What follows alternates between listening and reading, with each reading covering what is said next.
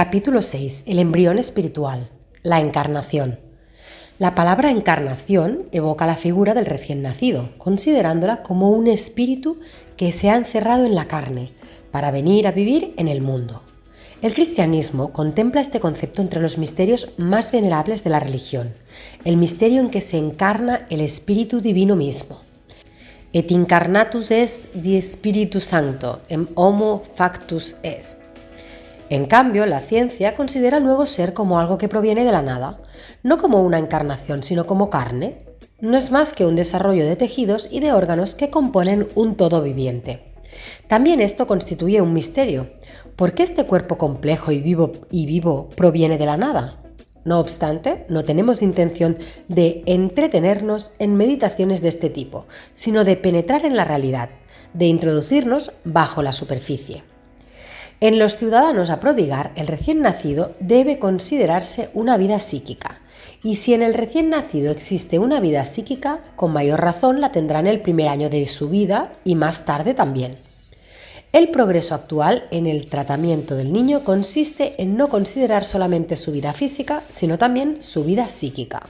En efecto, actualmente se repite que la educación debería comenzar desde el nacimiento. Es evidente que la palabra educación no se emplea en el sentido de enseñanza, sino de ayuda al desarrollo psíquico del niño.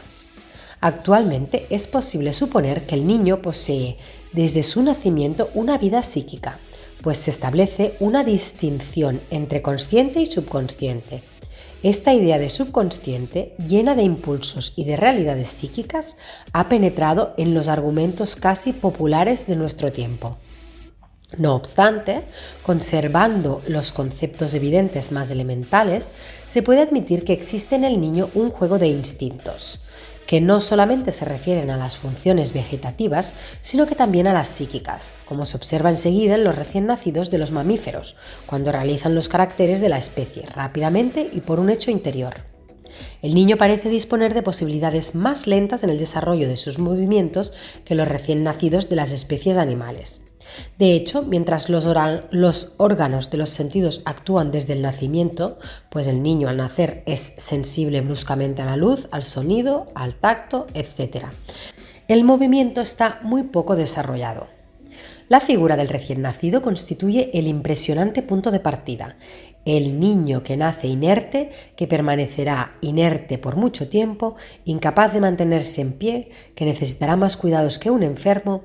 El niño mudo, que por mucho tiempo solo dejará sentir su voz por medio del llanto, del grito de sufrimiento y que atraerá a las personas como si pidiera auxilio. Este cuerpo aún tardará mucho tiempo, meses o un año o quizás más, en levantarse y andar, aunque ya es el cuerpo del hombre niño. Y después de meses y años, su voz será la de un hombre. Con la palabra encarnación queremos referirnos ahora a los hechos psíquicos y fisiológicos del crecimiento. Encarnación es el proceso misterioso de una energía que animará al cuerpo inerte del recién nacido y que dará a la carne sus miembros, a los órganos de articulación de la palabra, el poder de actuar según la voluntad, y así se encarnará el hombre.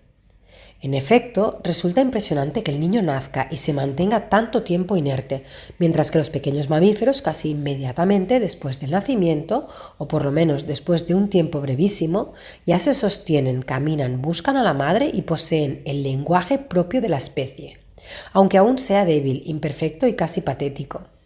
Pero los gatitos emiten realmente maullidos y los corderitos dejan oír tímidos balidos y el potro de un modo u otro relincha. Voces débiles que tienden más bien al silencio, como demuestra el hecho de que en el mundo no resuenan los gritos y lamentos de los animales recién nacidos. Su tiempo de preparación es rápido. La preparación es fácil. La carne del animal ya nace animada del instinto que determina sus acciones. Ya se sabe cómo saltará el pequeño tigre, cómo brincará la cabrita, que se ha levantado dificultosamente después del nacimiento. Por tanto, todo ser nacido no es solo un cuerpo material. Encierra funciones que no son las de sus órganos fisiológicos, sino que son funciones que dependen del instinto. Todos los instintos se manifiestan por el movimiento y representan caracteres de la especie, que son más constantes y distintivos que la forma misma del cuerpo. El animal, como lo dice la palabra, se caracteriza por la animación, no por la forma. Podemos reunir todos estos caracteres que no son el funcionamiento del organismo vegetativo y llamarlos caracteres psíquicos. Pero estos caracteres ya se hallan en todos los animales desde el nacimiento. ¿Por qué el hombre niño carece de esa animación? Una teoría científica explica que los movimientos instintivos de los animales son la consecuencia de experiencias realizadas por la especie en épocas anteriores y transmitidas por la herencia. ¿Por qué el hombre es un ser tan reacio a heredar de sus abuelos? Sin embargo, los hombres siempre han caminado de pie y siempre han hablado un lenguaje articulado, transmitiendo esa herencia a sus descendientes. Sería absurdo pensar que el hombre, que se caracteriza y distingue de todas las demás criaturas por la grandeza de su vida psíquica, sea el único que no posee un proyecto de desarrollo psíquico. Bajo estas condiciones debe ocultarse una verdad. El espíritu puede hallarse latente de un modo tan profundo que no se manifieste de la misma forma que el instinto de los animales, dispuesto a revelarse en sus acciones establecidas. El hecho de no hallarse movido por instintos guía fijos y determinados como en el animal es un signo de una libertad de acción innata que requiere una especial elaboración, casi una creación que depende del desarrollo de cada individuo y que por tanto es imprevisible. Nos permitiremos recurrir a un símil bastante aproximado del argumento, el símil con los objetos que producimos. Hay objetos que se producen en serie. Todos son iguales entre sí y se producen en cadena, con un molde o una máquina, y hay objetos que se fabrican a mano, lentamente y que resultan todos distintos. El valor de los objetos fabricados a mano reside en que cada uno lleva la huella directa del autor, la huella de la habilidad de una bordadora o la huella de la habilidad de un genio, si se trata de una obra de arte. Se podría decir que la diferencia psíquica entre el animal y el hombre es esta. El animal es como el objeto fabricado en serie. Cada individuo reproduce rápidamente los caracteres uniformes de toda la especie. En cambio, el hombre es como el objeto fabricado a mano. Cada uno es distinto del otro. Cada uno tiene un espíritu creador propio que lo convierte en una obra de arte de la naturaleza. Pero el trabajo es lento y prolongado. Antes de que aparezcan los efectos externos, existe un trabajo íntimo que no es la reproducción de un tipo fijo, sino que es la creación de un tipo nuevo, y por ello constituye un enigma, un resultado sorprendente. Permanece oculto mucho tiempo, como ocurre con la obra de arte que el autor conserva en la intimidad de su estudio antes de exponerla en público. El trabajo a través del cual se forma la personalidad humana es la obra oculta de la encarnación. El hombre inerte es un enigma. Ese cuerpo inerte contiene el mecanismo más complejo de todos los seres vivientes, pero el hombre se pertenece a sí mismo. Debe encarnarse con ayuda de su propia voluntad. Lo que corrientemente se llama la carne es el conjunto de los órganos de movimiento denominados en fisiología músculos voluntarios. La palabra misma indica que son movidos por la voluntad, y nada puede indicar mejor el hecho de que el movimiento va unido a la vida psíquica. Sin los órganos, sin sus instrumentos, la voluntad no podría hacer nada. Si los animales careciesen de sus órganos de movimiento a pesar de los instintos y sea cual fuere la especie, no podrían realizar nada. En su forma más perfecta, sobre todo en el hombre, los músculos son infinitamente más complejos y tan numerosos que los estudiantes de anatomía humana suelen decir: para acordarse de todos los músculos es necesario haberlo olvidado por lo menos 7 veces. Además, durante su funcionamiento, los músculos se asocian para desarrollar acciones complicadísimas. Algunos ejercen impulsos, otros toman una actitud pasiva, otros solo son capaces de ejercer una aproximación, otros un alejamiento. ¿Y cuántas funciones opuestas no se efectúan por contraste, sino por armonía? Una inhibición corrige un impulso y por eso siempre la acompaña. Un músculo que aproxima se halla articulado a otro que aleja. Son verdaderas asociaciones, es decir, grupos que se unen en movimientos únicos, y de ese modo el movimiento puede complicarse hasta el infinito, como ocurre, por ejemplo, con los movimientos de un malabarista o los de la mano de un violinista, que puede imprimir al arco movimientos infinitesimales. Cada movimiento es una asociación de acciones opuestas. Cada modulación requiere la acción de casi un ejército que actúa simultáneamente a un ejército contrario, ambos hábilmente adiestrados hasta la perfección. No se ha confiado por completo en la naturaleza, pues se ha dejado la parte más alta, que es la constructiva y directriz, a la energía individual, energía que se sobrepone a la naturaleza y que es supernatural. Este es el hecho primordial que debe considerarse en el hombre. El espíritu humano animador debe encarnarse para actuar y abrirse paso en el mundo. Todo esto constituye el primer capítulo de la vida del niño. La encarnación individual posee, por tanto, directrices psíquicas. Por eso en el niño debe existir una vida psíquica que precede a la vida motriz y que existe con anterioridad a toda expresión exterior e independiente de ésta. Será un error enorme creer que el niño es un ser débil en cuanto a sus músculos porque no puede sostenerse de pie y porque solo el ser humano es incapaz de coordinar los movimientos. La fuerza muscular del recién nacido es evidentísima en sus impulsos y en la resistencia de sus miembros. No es más perfecto que la difícil coordinación para chupar y deglutir, la cual se ejerce enseguida.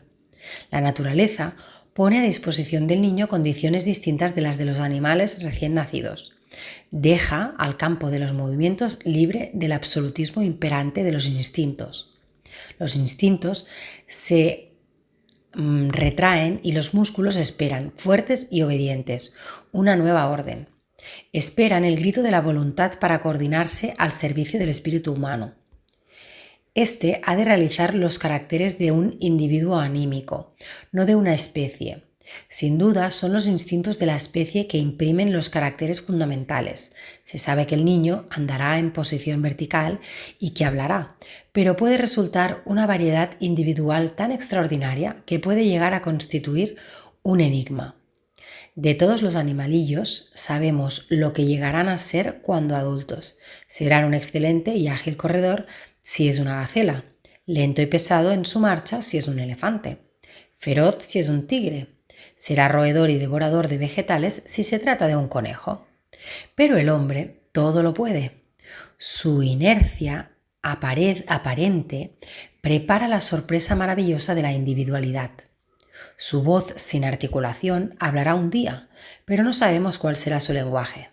Hablará la lengua que sabrá recoger del ambiente que lo rodea, prestando atención continuada, construyendo los sonidos con esfuerzos incalculables. Las sílabas, por fin, las palabras. Será un constructor voluntario de todas sus funciones de relación con el ambiente. Será el creador de un nuevo ser.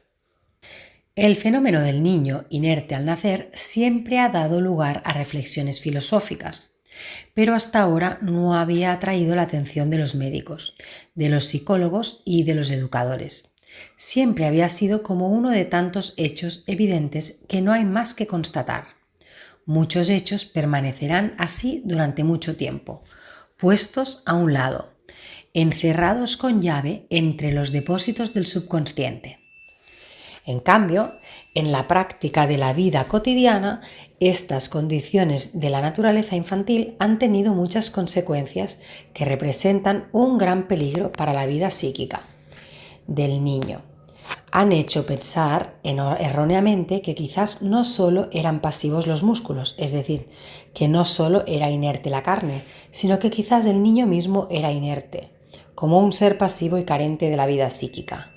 Y ante el magnífico espectáculo de tardía manifestación, el adulto se atrevió a formular la convicción equivocada de que era él quien animaba al niño con sus cuidados, con su ayuda. Lo convirtió en deber y responsabilidad. El adulto se presentó a sí mismo como el plasmador del niño y el constructor de su vida psíquica. Imaginó que podía realizar desde fuera un trabajo creativo, estimulando, ofreciendo directivas y sugerencias a fin de que en el niño se desarrollaran la inteligencia, el sentimiento y la voluntad. El adulto se ha atribuido un poder casi divino. Finalmente, piensa que es él el Dios del niño y piensa de sí mismo como Dios en el Génesis. Crearé el hombre a mi imagen y semejanza. La soberbia fue el primer pecado del hombre. El querer sustituirse a Dios fue la causa de la miseria de toda su descendencia. En efecto, si el niño lleva consigo la clave de su propio enigma individual, si posee un proyecto psíquico y directrices de desarrollo, deben ser potenciales y extremadamente delicadas en las tentativas de realización. Y entonces la intervención intempestiva del individuo adulto, volitivo y exaltado por su ilusorio poder, puede anular estos proyectos o desviar su oculta realización. El adulto puede realmente anular el designio divino hasta los orígenes del hombre. Y entonces el hombre crecerá siempre, de generación en generación, deformado en su encarnación. Este es el grande y fundamental problema práctico de la humanidad. Toda la cuestión se resume aquí. El niño posee una vida psíquica activa, aunque no puede manifestarla, porque debe elaborar lentamente y en secreto sus difíciles realizaciones. Este concepto sugiere una visión impresionante, la de un alma encarcelada, oscura, que intenta salir a la luz, nacer y crecer, y que poco a poco va animándola a la carne inerte, llamándola con el grito de la voluntad, asomando a la luz de la conciencia con el esfuerzo de un ser que nace. Y en el medio ambiente le espera el otro ser de ilimitado poder, enorme, gigantesco, que lo aferra y casi lo tritura. En el medio ambiente no hay nada preparado para recibir el hecho grandioso que es la encarnación de un hombre, porque nadie la ve y por eso nadie la espera, no dispone de ninguna protección, de ninguna ayuda. El niño que se encarna es un embrión espiritual que debe vivir a expensas del ambiente. Pero del mismo modo que el embrión físico necesita un ambiente especial, que es el seno materno, este embrión espiritual necesita ser protegido por un ambiente exterior animado, cálido y amoroso, abundante en alimentos, un ambiente en el que todo sea acogedor y donde nada obstaculice el desarrollo. Una vez comprendida esta realidad, el adulto debe cambiar su actitud hacia el niño. La figura del niño, embrión espiritual, que se está encarnando, debe preocuparnos, debe imponernos nuevas responsabilidades. Aquel cuerpecito tierno y gracioso que adoramos y colmamos de cuidados, solo físicos, y que en nuestras manos casi se convierte en un juguete, asume otro aspecto e inspira reverencia. Multa debetur puero reverentia. La reverencia llega a través de ocultas fatigas. Todo lo relativo a este trabajo creativo constituye un drama desconocido que aún no ha sido escrito. A ningún ser creado le corresponde la penosa sensación de la voluntad que aún no existe, pero que deberá mandar. Y deberá mandar cosas inertes para hacerlas activas y disciplinadas. En la conciencia ya empieza a aflorar una vida incierta y delicada, que pone los sentidos en relación con el ambiente y que rápidamente se propaga a través de los músculos en el perpetuo esfuerzo de realizarse. Hay un canje entre el individuo, o mejor dicho, entre el embrión espiritual y el ambiente. A través de este canje se forma el individuo y se perfecciona. Esta actividad primordial, constructiva, es análoga a las funciones de la vesícula que representa el corazón en el embrión físico, la cual asegura el canje y la nutrición de todas las partes del cuerpo embrional, mientras se alimenta de los vasos sanguíneos de la madre, que es un ambiente vital. Así, la individualidad psíquica se desarrolla y organiza bajo la acción de este motor en relación con el ambiente exterior. El niño hace esfuerzos para asimilar el ambiente y de estos esfuerzos nace la unidad profunda de su personalidad. Esta obra lenta y gradual es una toma de posesión continua del instrumento por parte del espíritu. Este ha de velar continuamente con esfuerzo propio por su soberanía, para que el movimiento no termine en inercia o se uniforme con los mecanismos. Debe mandar continuamente para que el movimiento, libre de ser guiado por un instinto fijo, no conduzca al caos. Donde hay una creación, siempre en acción, hay una energía constructiva de lo nuevo, contribuyendo a la obra perpetua de la encarnación espiritual. Así se forma por sí sola la personalidad humana, como el embrión y el niño se transforman el creador del hombre en el padre del hombre. En realidad, ¿qué hicieron el padre y la madre? El padre actuó dando únicamente una célula invisible. La madre, además de una célula germinativa, ofreció el ambiente vivo adecuado con todos los medios de desarrollo y protección para que la célula germinativa, por su propia actividad, se segmentara tranquilamente, dando lugar al recién nacido, inerte y mudo. Cuando se dice que el padre y la madre han construido los hijos, se repite una expresión inexacta. Es preciso decir, el hombre ha sido construido por el niño. Este es el padre del hombre. El esfuerzo oculto de la infancia debe considerarse sagrado. Esta laboriosa manifestación merece una expectativa acogedora, porque en este período de formación se determina la personalidad futura del individuo. De estas responsabilidades nace el deber de estudiar y penetrar con espíritu científico en las necesidades psíquicas del niño y prepararle un ambiente vital.